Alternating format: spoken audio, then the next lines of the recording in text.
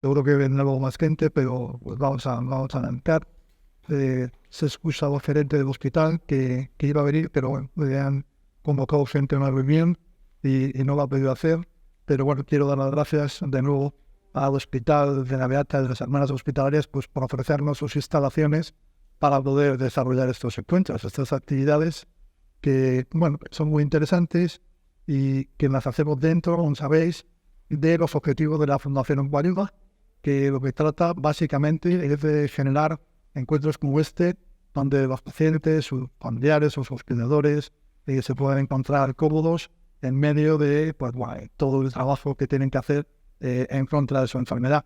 Y bueno, pues la Fundación Oncoayuda aporta un pequeño granito de arena, ofreciendo pues distintas actividades para que esto sea posible, ¿no? Desde colaborar en la investigación oncológica, una parte importante en nuestra actividad es la ayuda psicológica, como os he dicho en otras ocasiones, para mejorar la calidad de vida con actividades lúdicas o culturales. También trabajamos en contra del tabaquismo, que es muy importante, es la primera causa de cáncer en nuestro país y en todo el mundo occidental. Y también tenemos algunos otros servicios gracias a la colaboración de algunas compañías como mejorar la salud bucodental o el apoyo social en general. Hoy tengo el gusto de presentar a Pedro García Martín. Pedro es colaborador de la Fundación Oncoayuda desde mucho tiempo. Es una persona con una trayectoria muy importante que nos va a conversar hoy a partir de la primera página del Quijote. Va a tratar de hacer, pues bueno, algunos juegos, ¿no?, que sirva para ilustrar cómo era la vida en ese momento, ¿no?, que hacía nuestro hidalgo, ingenioso, ¿no? Sí. Es lo que hacía y cómo ampliaba en Guinness. Y bueno, Pedro es difícil de presentar en poco tiempo porque es historiador y escritor, es catedrático de Historia Moderna de la Universidad Autónoma, ha ejercido la docencia en múltiples países, también ha escrito diferentes libros, algunos de ellos, y han concedido premios importantes, ¿no? Y yo creo que les va a interesar mucho esta charla porque concede de la experiencia de una persona con una trayectoria ya dilatada, ¿no? Y bueno, pues realmente hasta en sus años sabáticos como ahora sigue dedicándose a trabajar y ya ha sido pues, el comisario, ¿no?, con la conmemoración del 50 aniversario, ¿no?, de la Universidad Autónoma de Madrid. Vamos, que no para nunca, ¿no? Y en este caso, pues le quiero agradecer especialmente que colabore con Fundación Oncoayuda y además ha creado el lema Cultura que cura, ¿no? Ese lema que nos sirve pues para vincular todas estas actividades. Aprovecho también para dar las gracias a Edurne Abey, que está aquí también hoy, y que es otra colaboradora incansable también de Fundación Oncoayuda y que nos ha ofrecido la posibilidad de visitar el Museo Sorolla para esta nueva exposición. Sorolla, viajar para pintar de Provisión de España, pero tenéis en las carpetas y por si os queréis apuntar, de momento hemos organizado 2 visitas guiadas, el día del día 24 a las 5:30 de la tarde. Gracias, Edurne, que también estás por aquí. Y bueno, si queréis o estáis interesados, pues o mandáis un WhatsApp y rápidamente lo organizamos, ¿de acuerdo? Pues por mi parte nada más. Gracias, Pedro, y me siento ahí para estar atento a lo que dices. De acuerdo. Muchas gracias. Muchas gracias, Javier.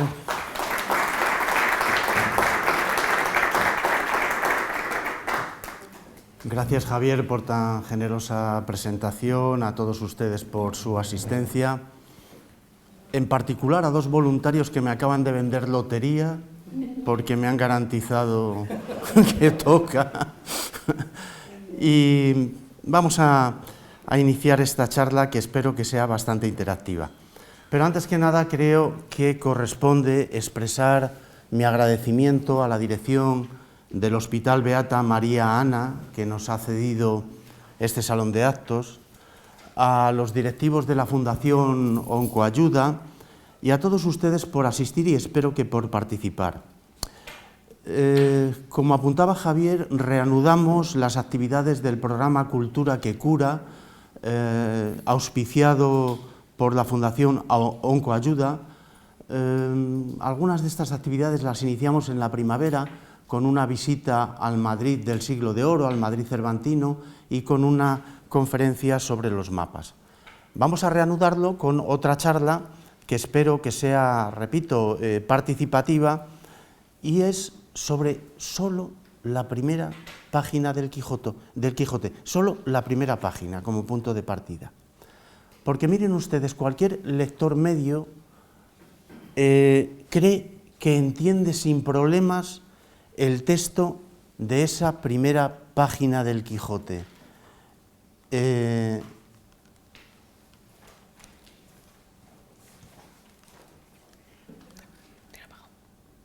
Vale. Cualquier lector creemos que lo entendemos fácilmente. Lo recordamos, muchos de los presentes lo estudiamos en la escuela. En un lugar de la Mancha de cuyo nombre no quiero acordarme, hace tiempo que vivía un hidalgo de los de lanza en astillera, darga antigua, rocín flaco y galgo corredor. Bueno, parece que lo entendemos, que tenía un perro, que tenía un caballo. No es tan meridiano.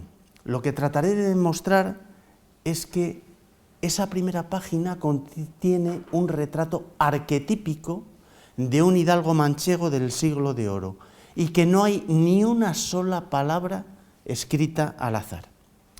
En este sentido, esta conferencia va a tener 3 partes. En la primera, como va dicho, haré este retrato, desglosaré este retrato. ¿Qué comía Don Quijote y por qué comía eso? ¿Cómo vestía? ¿Cuál era su unidad familiar? ¿Cuántos miembros formaban parte de esa casa? ¿Y cuál era la división de papeles de los miembros de la familia? ¿Cómo era la Mancha en el siglo XVII? En la segunda parte, que es muy divertida, haré una adaptación literaria a la actualidad. ¿Cómo sería Don Quijote 400 años después? Viviendo ya en la comunidad autónoma de Castilla-La Mancha. Y la tercera parte de la charla la voy a dedicar a desmontar tópicos. ¿Era fiel el paisaje que describe Cervantes en el Quijote o era un paisaje inventado? ¿Qué sociedad es la que refleja? ¿Toda la sociedad española o solo la sociedad de los caminos? ¿Cuál es la iconografía popular? Estamos hartos de ver imágenes de Don Quijote en sellos, en monedas, en las rotondas de Castilla-La Mancha con unas esculturas metálicas que te dan ganas de cambiar de dirección. Y en fin, la naturaleza, acabaré planteándoles a ustedes cuál es la naturaleza de las relaciones entre el señor y el escudero, entre el amo y el criado en aquel contexto. Para todo ello vamos a ir leyendo fragmentos de esa primera página y tienen total libertad para comentarlos o si yo les pregunto tienen libertad para dar su opinión.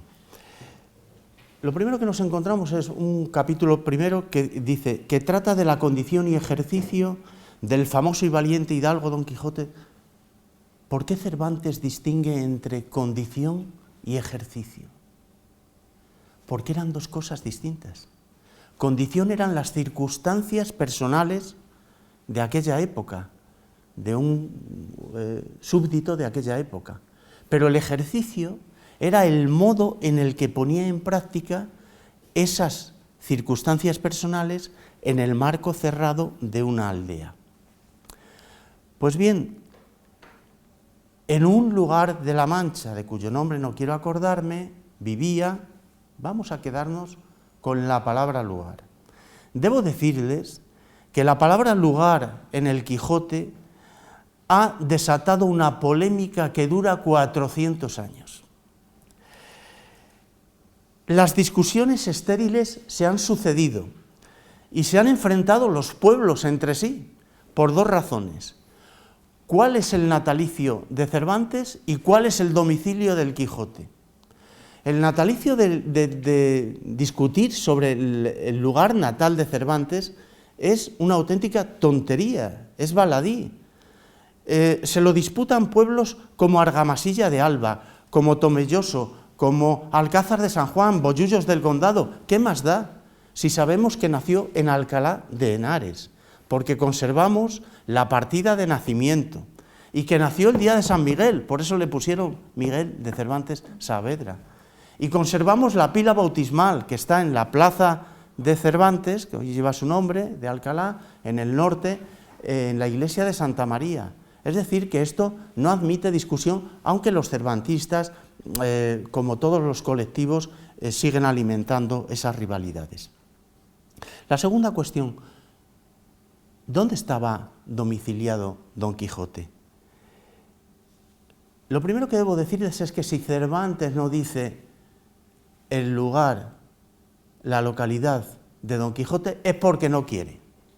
Con lo cual zanjaríamos la discusión. Pero es porque no quiere, porque en su obra él sitúa el coloquio de los perros en Valladolid, o lo sitúa una escena de una novela ejemplar en Extremadura, como el Retablo de las Maravillas, lo dice con letras, con topónimos, pero aquí no quiere, y luego repite la misma técnica en la novela El licenciado Vidriera.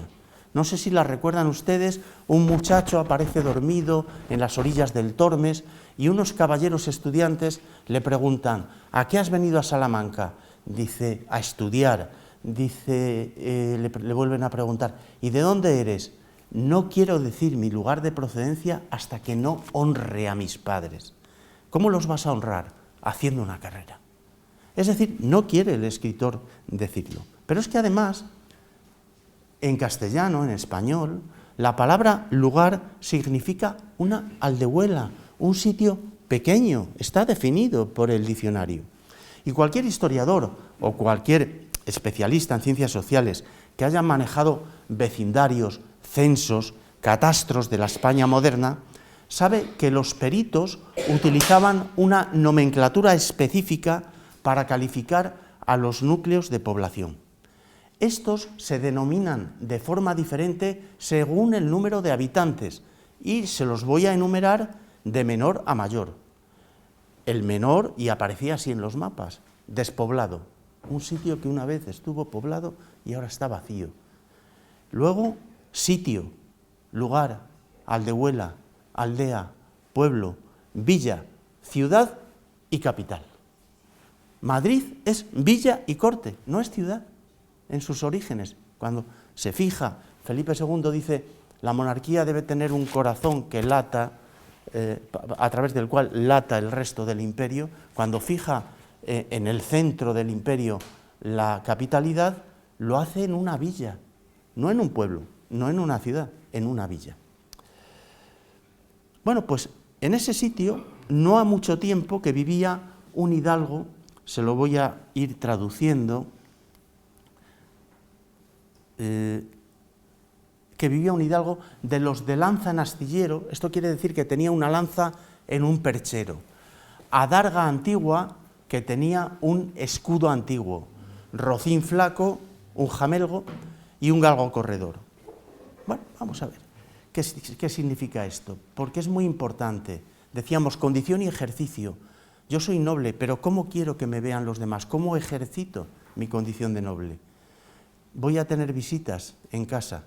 Esas visitas, lo primero que van a ver al entrar en mi casa son armas en un perchero, para demostrar que mis antepasados han hecho la reconquista contra los musulmanes y son los repobladores cristianos de La Mancha. Luego, la primera impresión de la visita a la casa de Don Quijote son símbolos de hidalguía. Pero además tenía en la cuadra un rocín flaco, un caballo que pasaba hambre, como su dueño, un rocín flaco. Esto es otro símbolo de nobleza, de caballos que hacen caballeros. Tener un caballo era un privilegio reservado a la aristocracia. Y les voy a contar, los que ya me habéis escuchado en otras conferencias, sabéis que entiendo la historia en la larga duración, hacia adelante, hacia atrás y relacionado con otros temas. Les voy a contar un aspecto de la vida de Velázquez. Velázquez, toda su vida, deseó ser caballero de la Orden de Santiago. Se lo solicitaba al Consejo de Órdenes, que era un tribunal nobiliario, el cual te hacía una encuesta, te preguntaba 10 cosas. ¿Cuál es el nombre de tu padre?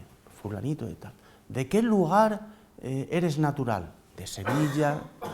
No era lo mismo ser de Cantabria o del País Vasco, que era la montaña, y ahí se supone que todos eran nobles, que ser de Sevilla, que fue lo último, o de Granada, lo último en conquistar. Preguntaban directamente, piensen un momento, ¿quién era su abuela? ¿Se saltaban la madre? ¿Quién era su abuela? ¿Intuyen por dónde van los tiros? Buscando restos de judíos, rastros de judíos, porque la condición hebraica se hereda por línea matrilineal, ¿no? Iban directamente al grano. Bueno, ha tenido problemas con la Inquisición y al final le preguntaba, ¿tiene usted caballo y sabe montar? En el siglo XVII, a Velázquez, que iba en carroza, ¿tiene usted caballo y sabe montar? Es una pregunta ya anacrónica, pero era esa asociación de que el noble, el que aspiraba a ser noble, tenía que tener un caballo, de caballos que hacen caballeros. Por cierto, al pobre Velázquez, esto os interesará a los doctores, deben saber que ganaba más dinero como aposentador que no como pintor.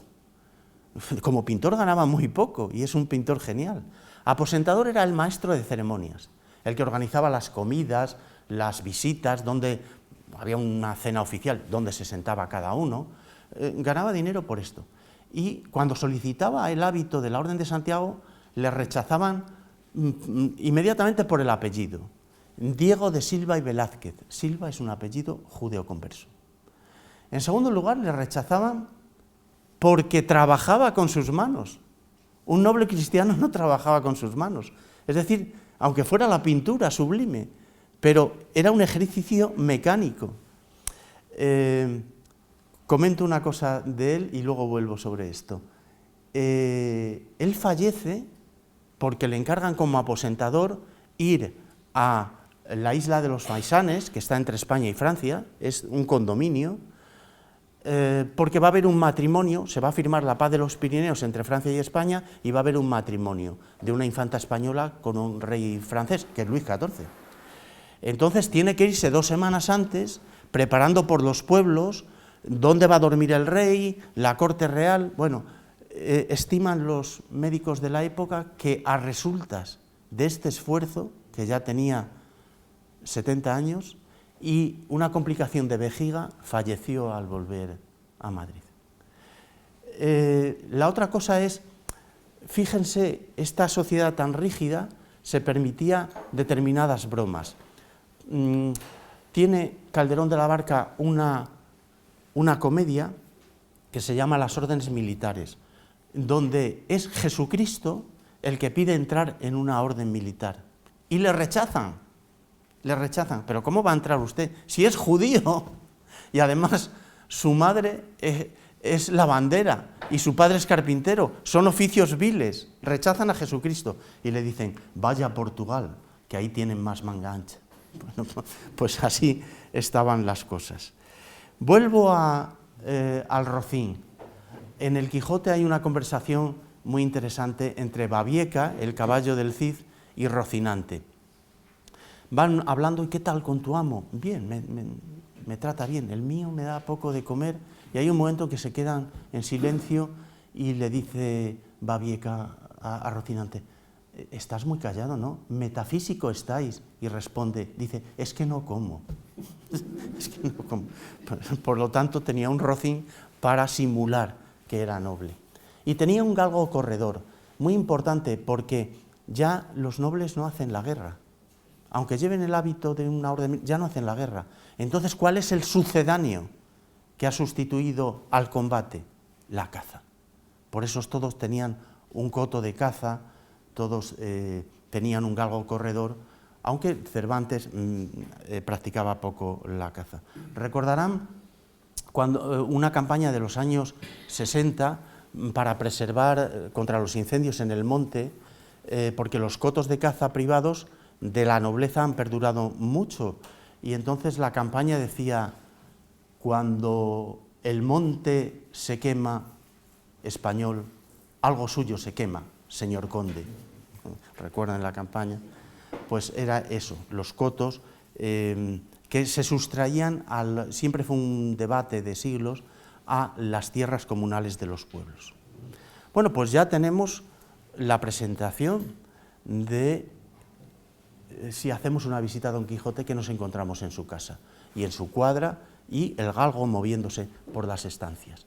Pero vamos a pasar a la comida, con este cuadro de Velázquez, de la vieja friendo huevos. Fíjense bien en la comida, una olla de algo más vaca que carnero. ¿Por qué comía más vaca que carnero? ¿Por qué el vacuno más que el ovino? Era más barato. Era más barato porque el ovino se criaba por la lana merina de los rebaños trashumantes de la Mesta. Es importantísimo. La lana merina es el único producto español que remitía divisas al reino. Es el único producto castellano que se llega a cotizar en la bolsa de valores de Amberes y luego de Ámsterdam. Y durante 5 siglos esta raza va a facilitar a los castellanos el monopolio lanero internacional. Por eso no se sacrificaban las ovejas hasta que no tenían los 5 años y habían tenido 5 esquileos.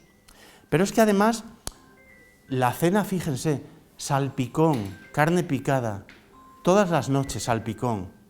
Es una cena muy frugal, muy barata. A veces se combinaba con una sopa que estaba hecha, y les va a sonar la palabra, de zarandajas.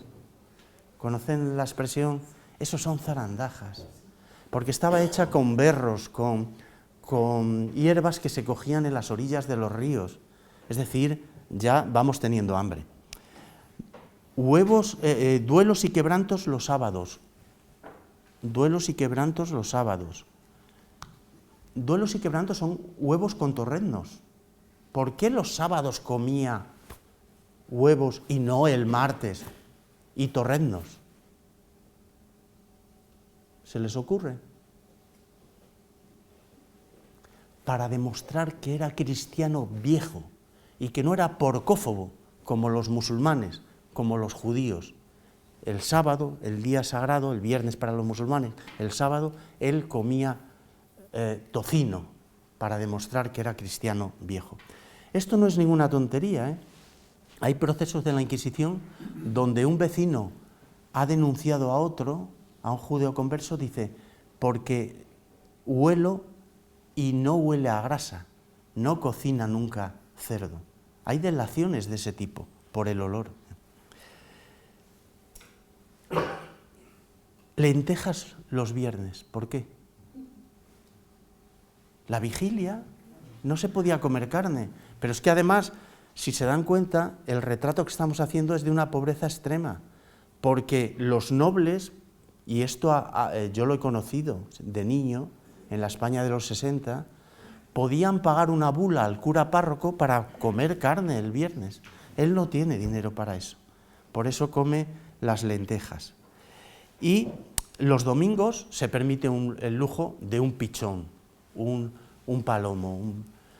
Bueno, digo se permite el lujo porque cualquier súbdito de aquella época no podía tener un palomar. Era un privilegio reservado a los nobles y a los eclesiásticos, a los monasterios, por ejemplo. Uno podía ser un burgués y tener mucho dinero, no podía tener un palomar. O podía ser un labrador con muchas tierras, le estaba vedado el tener un palomar. Por lo tanto, luego verán en la adaptación literaria que hago, como lo cambio por Telepizza y lo cambio por otras cosas. Bueno, el resto de su hacienda, vamos a ver cómo vestía. El resto de su hacienda se lo gastaba en estos trajes. No les voy a traducir lo que era un sayo de velarte, las calzas que eran lo equivalente a los zapatos de velludo. Bueno, lo ven ahí en traje de diario y de domingo, con una capilla, con un faldequín. Bueno, podemos decir que es una ropa atildada, pero que también es una indumentaria estamental. Tiene un traje para los días de diario y otro para las fiestas de guardar. Pero hay algo que brilla por su ausencia, y que un noble de una ciudad sí tendría: una cruz de una orden militar en mitad del pecho, para que cuando saliera a la calle todo el mundo dijera: mira, es el marqués, es el conde, es... Esto brilla por su ausencia. Otro dato de la pobreza. Lo mismo nos encontramos, esto es lo que vestía, y lo mismo nos encontramos con la unidad familiar. Tenía en su casa un ama que pasaba de los 40, bueno, una edad mediana. Importantísimo, ahora lo explicaré. Siempre tenía que haber una mujer en casa, siempre. Esposa, manceba, como en el caso de los curas, que esta fue una de los cambios de la reforma luterana, pero, o una empleada, o un ama. Era el ama de la casa, de ahí viene la expresión ama de casa, era la administradora. Bueno, esta tiene esta edad. Una sobrina que no llegaba a los 20, se le empieza a pasar el arroz en aquella época, porque la edad media del primer matrimonio eran los 17 años de cara al número potencial de partos que podía tener. Lo volveré a repetir, pero la mortalidad infantil estaba a la orden del día, entonces eran muchos los partos. Estoy acordándome de Cosme I de Florencia y Leonor de Medici. Ella tuvo 14 partos, le sobrevivieron 10, porque era una familia acomodada y demás, pero 14 partos, ¿no? Y se casó a los 17 años. Bueno, pues la sobrina estaba ahí, y luego tenía servidumbre. Un noble suele tener servidumbre, es lo que llamamos los historiadores capital simbólico. Cuantos más criados tengas, demuestras que tienes más capital. Bueno, pues él solo tiene un mozo de campo y plaza, lo mismo trabajaba en el jardín, que iba a hacer la compra, que era el recadero, que ensillaba al rocín. Es decir, que podemos afirmar que era una unidad familiar reducida, pero era la media. La familia ideal era esta, la Sagrada Familia, San José, la Virgen, el Niño. En este caso, bueno, he escogido este de Murillo, pero si hubiera escogido un cuadro de la época, aparecería otro niño, que es San Juanito. 4 miembros. Es la familia ideal. Esta es la familia real. Una familia de campesinos. 4 miembros. Contrariamente a la imagen que tenemos, que siempre decimos, no, las familias antes, es que la mortalidad era terrible. Era terrible. De hecho, tenemos un problema cuando estudiamos los historiadores o los demógrafos en documentos de época, los libros de bautismo, ¿no? Los estudiamos y te aparece un término que dice párvulo difunto. ¿Qué es? ¿Un bebé o está un niño que ha hecho la mili? Párvulo es un término tan ambiguo, entonces utilizamos un criterio y es, si pone párvulo difunto, era menor de 9 años. ¿Por qué? Porque a los 9 años se les daba la confirmación. Se estimaba que era la edad que distinguían el bien del mal, el pecado de la virtud. Bueno, la unidad, en esta época no podemos hablar de las familias secas, tenemos que hablar de 2 conceptos unidos, familia y casa, porque la familia no era como ahora, que estaba unido por vínculos de amor y por los hijos, la descendencia, no, era el conjunto de personas que vivían en una casa. De manera que la familia real tenía muchos componentes, porque se incluía hasta la servidumbre y los cargos nobiliarios que había en la corte, y una familia campesina, pues los que vivían ahí. En el caso de Don Quijote ya lo hemos visto. Decirles que las primeras noticias fidedignas acerca de la familia proceden del siglo XVI, porque a raíz de la contrarreforma católica, los curas párrocos han tenido que llevar libros de bodas, de funciones y bautismos. Estos libros parroquiales que han visto ustedes en las parroquias. Les voy a plantear una cuestión. Visiten una parroquia.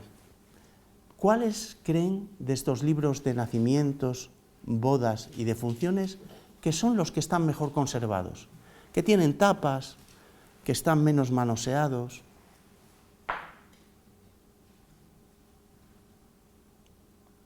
Los partidarios del papel cuché dicen los de bodas, los de... No. ¿Por? Y se utilizan menos las pastillas de nacimiento, las pastillas de bautismo. Porque dejaban constancia de la herencia que se dejaba a la Iglesia. Le dejo una finca, he fallecido sin hijos, le dejo la casa, entonces ya tienen buen cuidado de cuidarlos.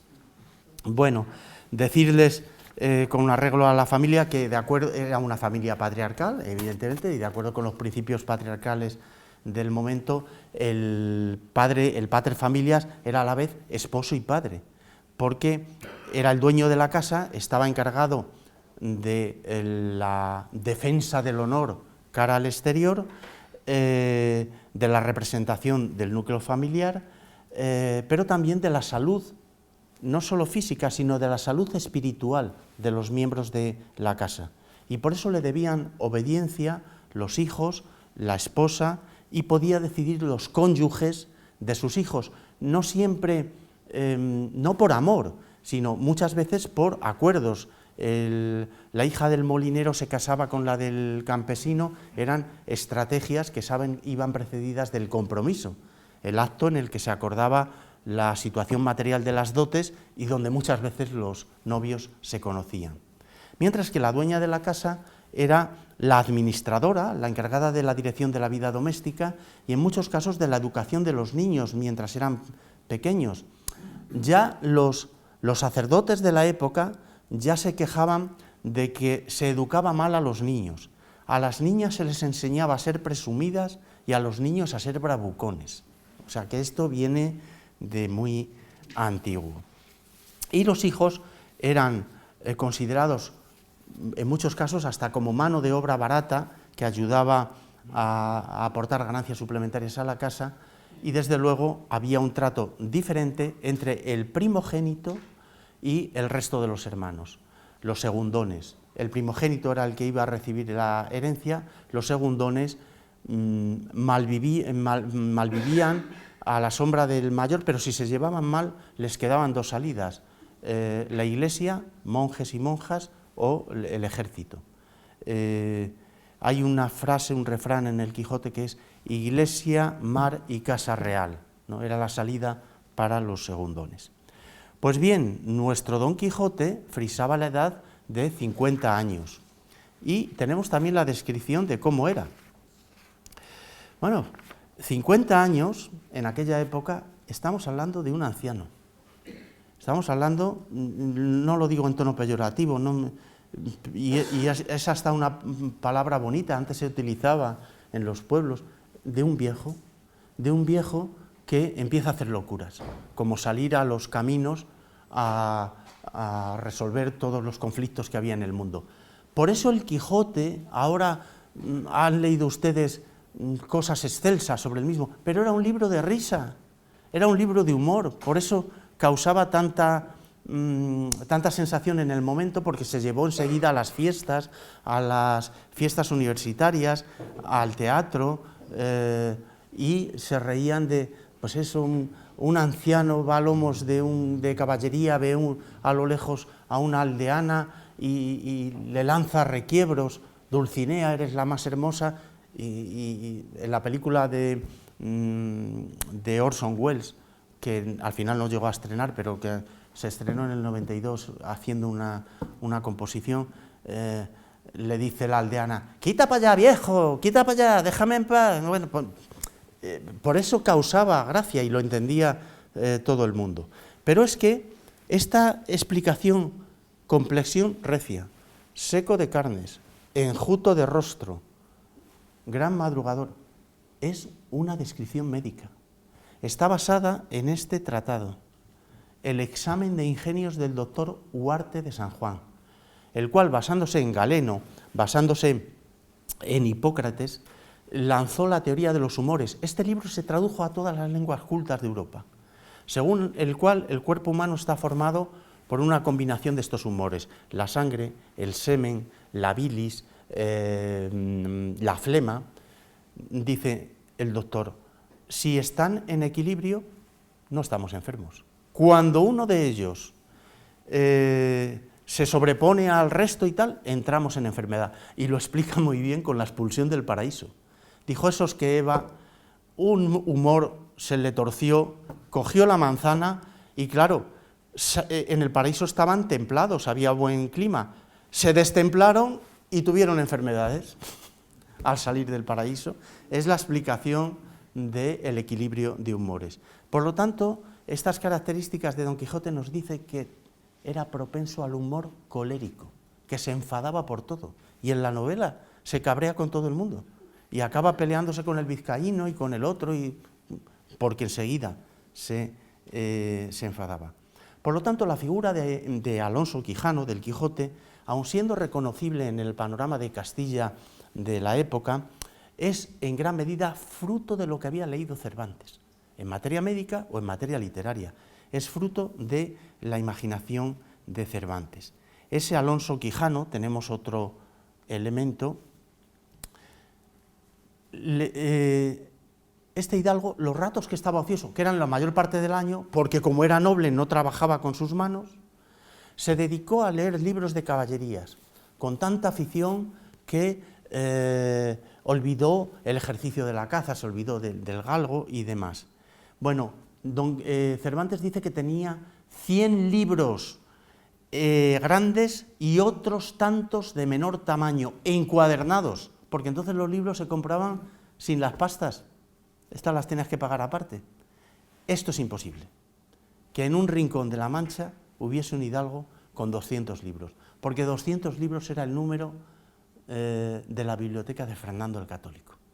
O sea, no puedes tener un hidalgo los mismos libros que un rey. Y me sirve para contextualizar La Mancha. La Mancha era una región sin contornos, ya saben que está muy pelada, que es muy llana, y donde la nobleza había emigrado o a Toledo o a Madrid. Por lo tanto, las fuerzas vivas del lugar eran los villanos ricos, los dueños de ganados, de tierras de cultivo, que las arrendaban a los pequeños campesinos. Por ejemplo, hay un personaje en el Lazarillo de Tormes que es muy similar a Don Quijote, que es un hidalgo. El pobre Lázaro va de mal en peor, se hace siervo de un cura que bebía mucho y comía poco, y estando en Toledo entra al servicio de un hidalgo. Con el hidalgo pasa un hambre tremenda. Había un cuscurro de pan, como decía el texto, un cuscurro de pan en casa, y el hidalgo, cuando iba a salir a misa, se echaba las migas de pan para que los vecinos vieran que había comido, para ir a misa de 12, pero pasaba hambre. Bueno, pues es esa figura anacrónica del hidalgo que se ha quedado en el pueblo, porque los que dominan realmente estos pueblos son los señores que tienen ganados, tierras, pastizales, que se las arriendan a los ganaderos de la Mesta. Y tienen mucho dinero, y no tienen dónde invertir. No había deuda del Estado, no había telefónica. ¿Dónde invertimos? Molinos de viento. En el siglo XVI son los que construyen los molinos de viento.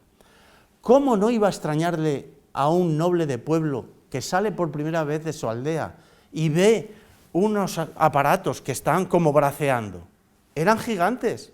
Lógicamente, Cervantes sabe de la extrañeza de Don Quijote ante esta novedad tecnológica. Bien, hasta aquí la primera parte. Me van a permitir una adaptación de este personaje que ya sabemos cómo vestía, cómo vivía, que se volvió loco por leer libros. Yo los he sustituido por tebeos de mi época, de el Capitán Trueno y demás. Bueno, pues yo lo veo así, escuchen.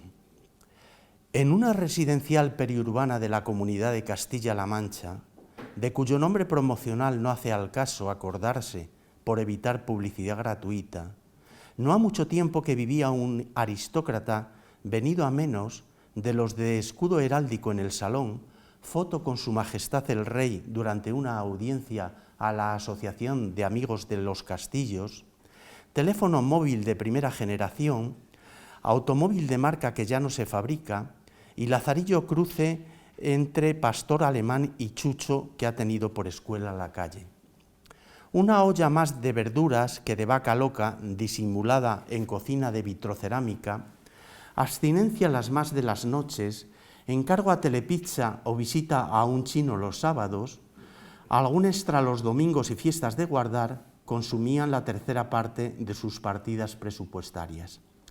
El resto de ellas concluían traje de Emilio Tucci, comprado en las rebajas del Corte Inglés, en una de sus escasas visitas a la capital, y zapatos Martinelli de suela desgastada para los festivos, aromado con colonia a granel, depositada para disimular en un frasco de Hugo Boss, y los días de entresemana se honraba con vaqueros y camisas de entresaca comercial practicada a la gresca en grandes superficies.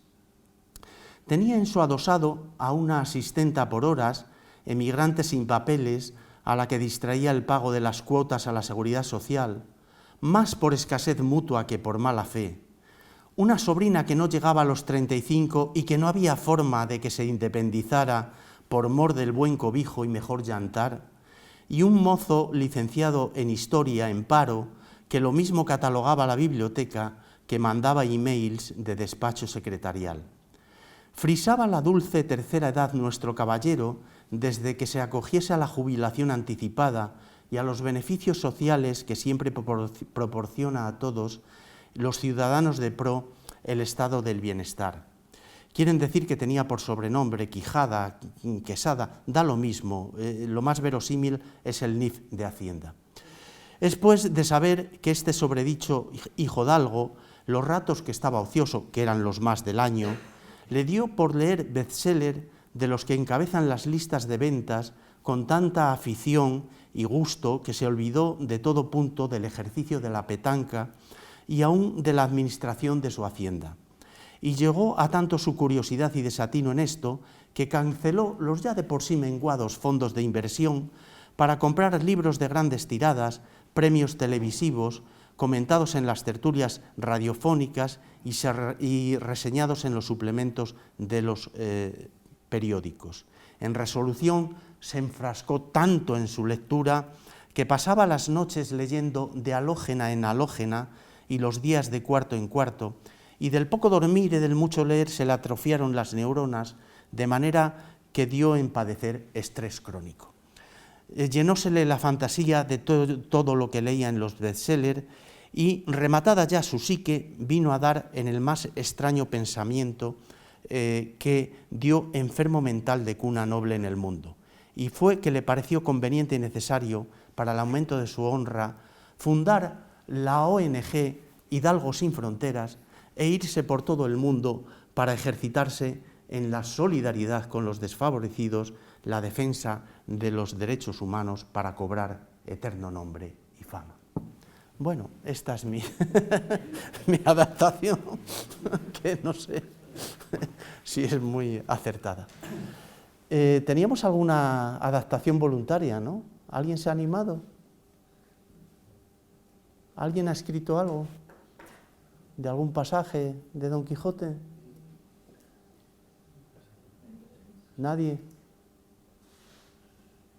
Bueno, pues vamos a proseguir para no entretenerles en demasía. Bueno, un punto que va a ser muy visual. Los arquetipos. Siempre vemos a Don Quijote. Fíjense, esta es una de las mejores películas sobre Don Quijote. La hizo un exiliado español, un director ruso de la Rusia soviética, pero apoyándose en un escritor manchego que estaba exiliado allí, y es muy fiel. Bueno, vamos a empezar por uno de los tópicos, las imágenes canónicas. Siempre vemos a Don Quijote muy flaco, muy... Bueno, esto lo inventó Gustavo Doré. Ahí tenemos las imágenes, el contraste entre el flaco, el alto, porque en el siglo XIX los alemanes empiezan a decir, no, Don Quijote tenía pensamientos elevadísimos y Sancho Panza tenía los pies en la tierra. Esto es un invento de los románticos, no era así. Y Sancho Panza muy gordo. Es probable, les reto a que lean el Quijote. En ningún momento se dice que Sancho Panza es grueso, que es obeso. En ningún momento.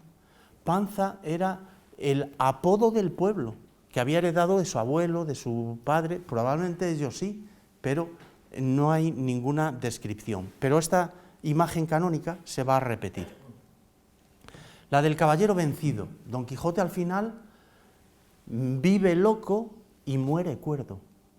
Después de la última batalla en la playa de Barcino, vuelve a La Mancha para fallecer. Bueno, esto arranca de Alberto Durero, el Renacimiento, el caballero vencido que vuelve de la guerra, vuelve a su castillo que está al fondo, pero no se da cuenta de que al lado está la muerte con un reloj y que le está diciendo se acaba el tiempo. Y este icono se repite, fíjense, el séptimo sello. Vuelve de las cruzadas el caballero con el escudero, siempre es la misma pareja. Ingmar Bergman era hijo de un pastor calvinista, por lo tanto tenía, y en esta película lo refleja, estaba atormentado por el más allá. En la iconografía eslava, la batalla, bueno, hay un vencedor, pero ¿a costa de qué? ¿Cuántos han quedado por el camino?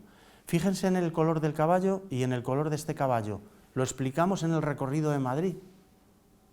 ¿Por qué es blanco el caballo blanco de Santiago?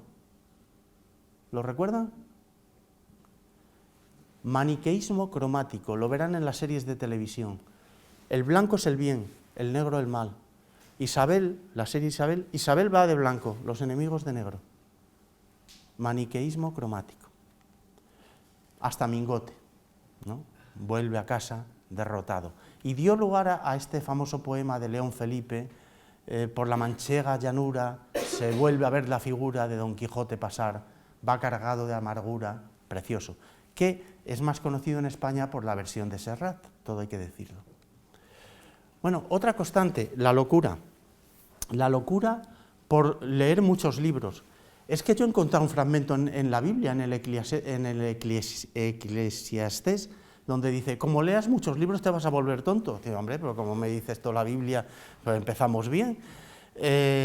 Bueno, es un tópico que se repite, no necesariamente, pero Cervantes lo llevó a cabo en 3 obras, en el Quijote, que lo tenemos en el centro, en el Retablo de las Maravillas, en la izquierda, y en el licenciado Vidriera, donde también, mediante... El licenciado Vidriera era muy ingenioso, un buen estudiante, entonces tuvo una locura que se daba en ese contexto, creerse que era de vidrio, porque el vidrio también es muy sutil, y porque en ese momento se estaban comercializando los espejos.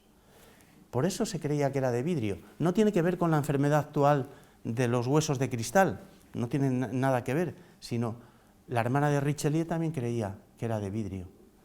Es un material nuevo y se hicieron eco en la época. Por cierto, en la imagen del centro, Sancho dice, he dejado por aquí aparcado el caballo, ¿le ven? Está patas arriba. Las ramas son las patas del caballo. Bueno, y aquí quería hacer un inciso por una cosa muy curiosa. La locura con los libros. El Greco pinta a estos personajes con la mirada lacrimosa, muy espiritual, que están leyendo libros. Son los apóstoles. Al doctor Gregorio Marañón se le metió en la cabeza que los que habían servido de modelos eran los enfermos del manicomio de Toledo. Se llama el manicomio el Nuncio. Y empezó a vestir a los enfermos con las túnicas de los apóstoles y a recortarles la barba. Claro, al final le salió, si a ti te disfrazan, pues sale lo que quieras, pero no tiene ningún peso esta doctrina. Esto lo hizo en los años 50 y la doctrina fue considerada ciencia, se llamaba la fisionómica. Lo conocen ustedes una expresión, la cara es el espejo del alma. Bueno, sabemos que no es así. Bueno, voy a pasar. Vamos a desmontar tópicos. El paisaje del Quijote. ¿Es un paisaje real? Porque de vez en cuando verán ustedes mapas, y los hay en toda Castilla-La Mancha, de la ruta de Don Quijote. Bueno, es imposible establecer la ruta. Primero porque la ruta no la decidía Don Quijote, la decidía Rocinante. Por donde tiraba, en un cruce de caminos, era el caballo el que decidía. Y porque este paisaje que describe Cervantes es un paisaje intervenido por la literatura. Por eso lo llamo geopoético, porque discurre por el territorio de las órdenes militares, Santiago, Calatrava, Alcántara, el Valle de Alcudia, San Juan. Aquí vemos los molinos de San Juan. Les llamo la atención sobre una cosa: si van a Consuegra y van a Alcázar de San Juan y a las 14 villas, que son los pueblos de alrededor, fíjense en las ambulancias. No son de la Cruz Roja, son de la Orden de Malta, porque ese fue el territorio, es una cruz, pero de la Orden de Malta. Ese fue el territorio de esta orden militar. En definitiva, lo que hace Cervantes es mezclar los recuerdos que tenía cuando fue recaudador de Hacienda y estuvo recorriendo La Mancha y Andalucía, pero mezclarlos con las leyendas grecolatinas que había estudiado en su juventud. Y escribe desde la ciudad, desde Madrid, desde Sevilla, son recuerdos. Les propongo que hagan un ejercicio, cuando termine, por supuesto, la conferencia, y es, si cartografiamos las novelas que leemos, una cosa es leer una novela y nos quedamos con la idea de por dónde discurre, pero si lo ponemos sobre un mapa, tenemos sorpresas. Por ejemplo, quitando El Lazarillo de Tormes, todas las novelas picarescas se desarrollan entre Madrid y Sevilla. Lo trazas en un mapa, Madrid, Sevilla. Es lógico, es donde podían ejercer el oficio de pícaros, porque venía el metal precioso de América, cruzaba la Mancha y venía a Madrid. Es donde podían robar bolsas, donde podían encontrar amos. Les pongo otro ejemplo fuera de nuestro contexto. Sherlock Holmes. La primera novela de Sherlock Holmes fue un fracaso, porque era el Sherlock y el Dr. Watson, pero resolviendo crímenes en los bajos fondos de Londres. Bueno, pues lo más normal del mundo, que hubiese crímenes en las orillas del Támesis. En el segundo libro los trasladó y esos crímenes y esos casos se daban en la City. Y el éxito fue tremendo. Primero, porque ¿quién compraba los libros? La aristocracia, los que tenían dinero. Y segundo, por el morbo. Resulta que los señores también cometen asesinatos. Entonces, cartografiar la novela es interesante. En segundo lugar, hay quien dice, en el Quijote está toda la sociedad española, decía Dámaso Alonso, España entera está en el Quijote. No, la sociedad estamental estaba formada por el clero, la nobleza y el tercer estado. Lo que retrata Cervantes es la sociedad de los caminos, lo que se iba encontrando por el camino, arrieros, venteros, prostitutas de las ventas, monjes que iban de un sitio a otro. Por ejemplo, hay un tópico que todo el mundo se lo sabe: con la Iglesia hemos topado. ¿Cervantes quiere criticar a la Iglesia? No, ha topado con la Iglesia del Toboso. Se ha dado de bruces con la Iglesia del Toboso, Iglesia con minúscula, no la institución. Falta casi todo el alto clero que vivía en Toledo, falta el clero. Y la nobleza, aparecen unos duques que le gastan bromas, pero también faltan los príncipes, los marqueses, los vizcondes. Es decir, retrata una sociedad muy concreta que es la de los caminos de la Mancha. La iconografía popular. Me gustaría, ya vamos terminando, que se pusiese en valor esta iconografía popular. Las postales, ahora lo veremos, los sellos, porque ha sido despreciada por la mal llamada alta cultura, ha sido despreciada, no solo porque quien consume cromos y los humildes, no solo porque era producto de la imaginería de los humildes, sino porque eran poco consideradas estas imágenes frente a la dignidad de las revistas, frente a la sabiduría de los libros. Y se les ha metido, y a lo mejor hay bibliotecarios, en un saco roto que se llama efímera. Tú vas a una biblioteca y tienes este material en un apartado de efímera. Y realmente yo creo que hay que recuperarlo. Decía Hugo Pratt, el famoso autor de Corto Maltés, el cómic es el cine de los pobres. Los cromos en la posguerra fueron el cine de los pobres. Hay de alguna manera que recuperarlo. Y se da en las vitolas, ¿no? Estos lo hemos visto, las pueden encontrar todavía en el mercado de sellos de la Plaza Mayor de los domingos o en el Rastro. Se da en los carteles de cine, aquellos programas de mano que se repartían al entrar, aquellas adaptaciones. En los souvenirs, muchos de dudoso gusto, ¿no? De dudoso gusto, pero que lo siguen comprando. Yo he observado, he hecho trabajo de campo al pie del Museo del Prado y siguen comprando la bailarina, el abanico y el queso manchego con el Quijote. En los prostíbulos hay un estudio y la mayor densidad de prostíbulos se da en La Mancha. La explicación científica es que como todos son rectas y las rotondas son muy desagradables, pues para que no se fatiguen los camioneros ni se distraigan, hay este tipo de espectáculos. Y los hay hasta en los sanatorios, en los restaurantes, en fin. Y llegamos al final.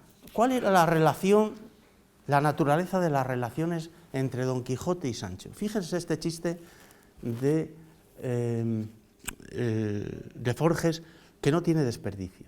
O sea, Don Quijote le está diciendo, Sancho le está diciendo, quiero el mes de agosto, la Semana Santa, las Navidades libres, sábados y domingos, descanso, media hora para el desayuno. Unas reivindicaciones. Hay un libro que se lo recomiendo de James Finn Gardner que se llama Cuentos políticamente correctos. Son los cuentos tradicionales, pero parodiados con el lenguaje políticamente correcto actual. Por ejemplo, les cito uno antes de resolver este enigma. A Papá Noel le montan una huelga a los renos el día del regalo, de los regalos, y Papá Noel trata de razonar con el líder sindical. Pero hombre, si solo trabajáis un día al año. Sí, pero queremos guardería para los renitos, queremos para el bocadillo y tal. Bueno, pues le montan y tiene que ceder Papá Noel. Al siguiente año ya las reivindicaciones van subiendo de tono, ¿no? Como todos sabemos. Bueno, este chiste, Don Quijote le dice, pero ¿no prefieres una ínsula? Si yo te he dicho, vente conmigo a las aventuras y yo te regalo una ínsula, un país, vas a ser gobernador. Y llegó a ser gobernador, duró 2 días. ¿No prefieres una ínsula? No, él prefiere. ¿Qué es lo que está reflejando? ¿Qué piensan ustedes que refleja?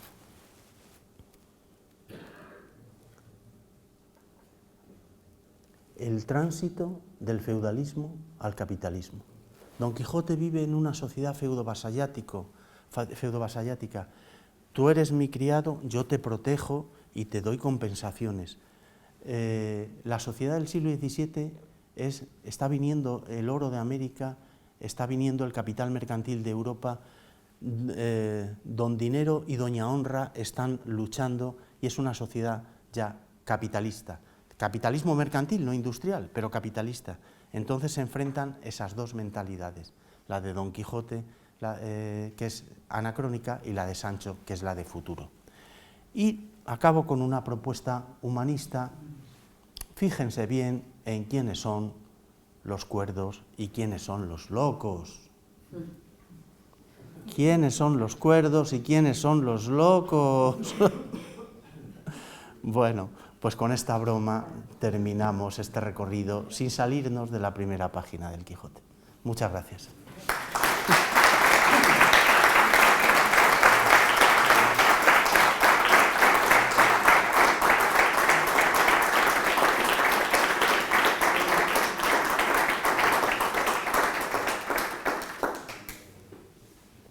Abrimos un turno de preguntas.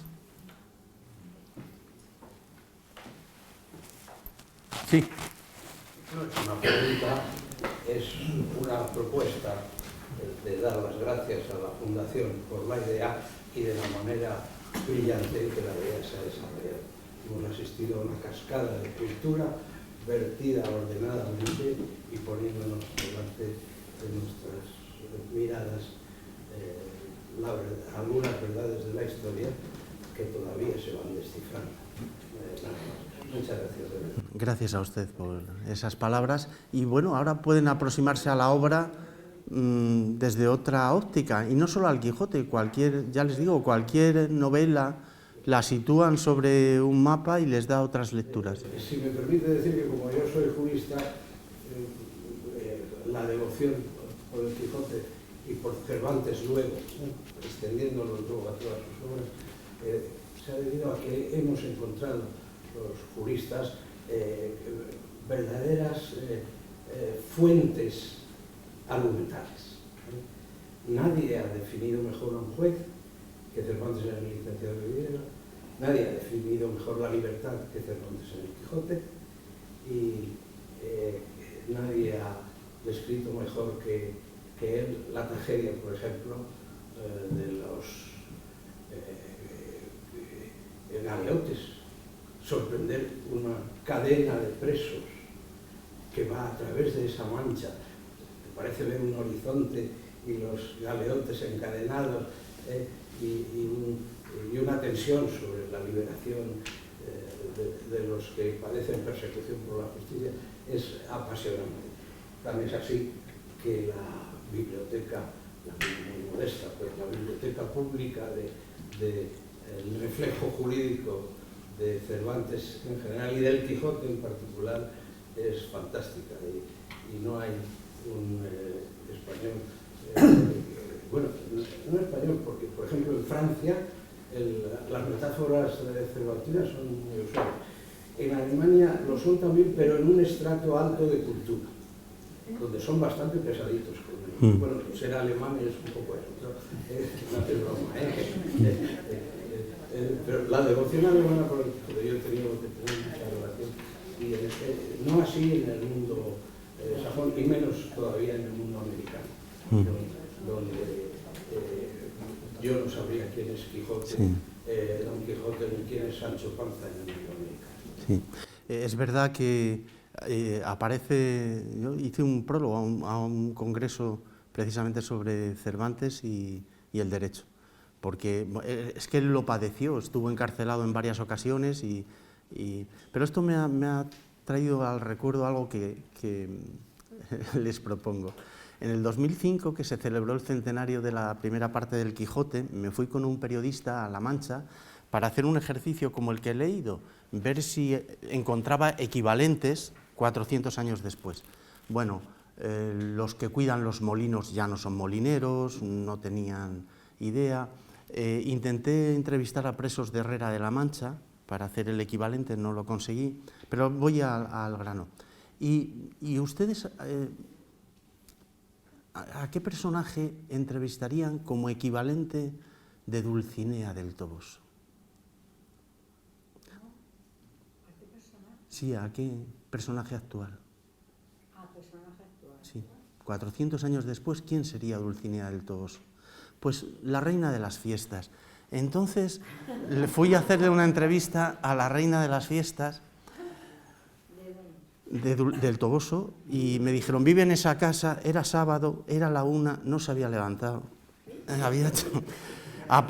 Apareció con rulo, con el pelo, con la bata de guata, al vernos, y uno era periodista con una cámara, cerró rápidamente, una entrevista, ¿no? Cerró rápidamente, no se había leído el Quijote, no sabía nada de eso. La entrevista la hicimos con el padre y un hermano protegiéndola, no sé qué pensaría que era un periodista, y en fin, que entre el arquetipo ideal y la reina de las fiestas hubo un salto cualitativo. Tengo que decir una cosa, soy del Toboso. Sí. Y ha sido reina de las fiestas. Sí. Pero no en el 2005. Las anteriores me dijeron que, bueno, había una diferencia.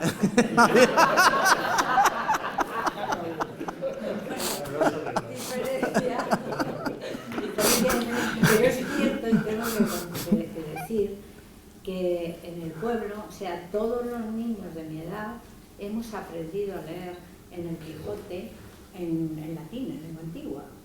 Con lo cual, mucha gente de mi generación odiamos el Quijote, porque era leerte al Quijote a las 4 de la tarde en unos ventanales enormes con una estufa de leña dándote el sol aquí después de comer, y eso era con 6, 7 años, eso era nefasto, o sea, fue una verdadera pesadilla el tema del Quijote.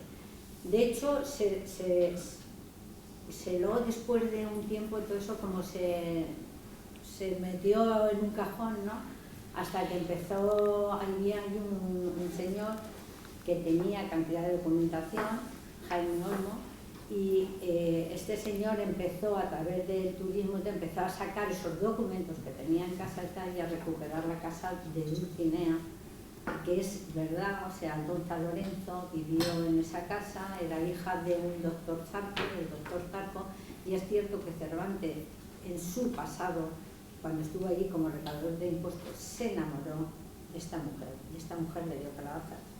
No quiso saber nada de él, y cuando escribe después, posteriormente, el Quijote, la ridiculiza con esa entrada por la venta, sí. Le dice, pero mira mi Dulcinea, dice, pero señor, que ve una aldeana ahí con gorda, con no sé qué y tal. No gorda, dijo, he visto una aldeana con pelo en pecho. Eso, con pelo en pecho.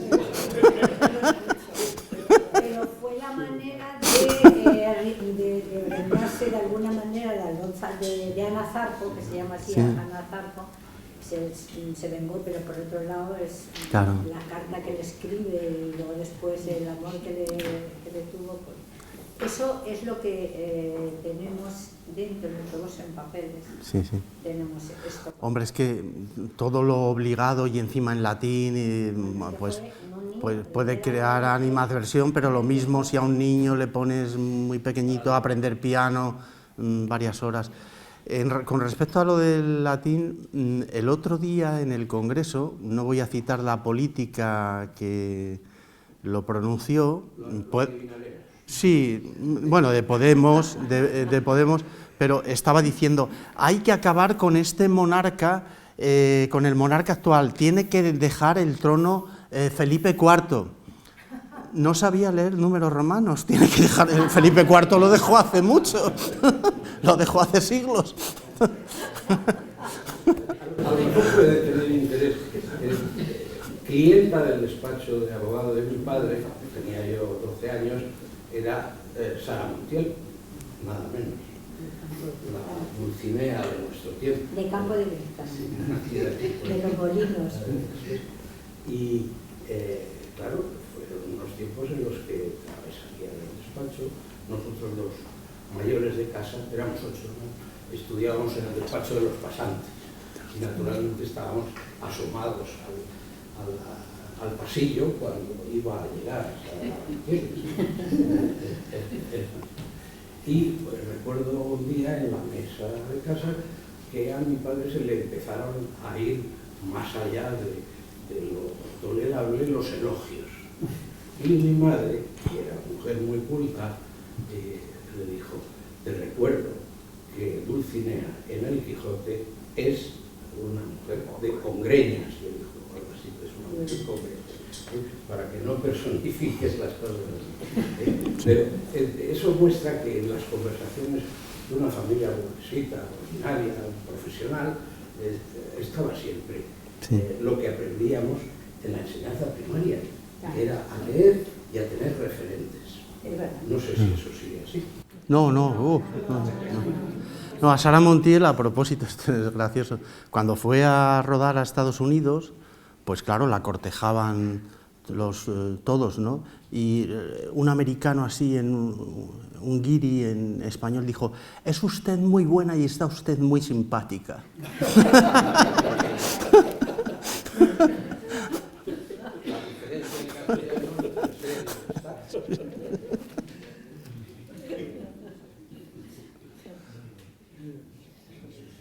¿Alguna otra curiosidad? Pues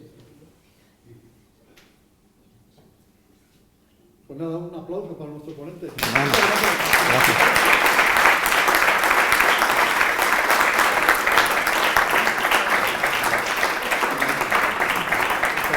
Gracias, Javier.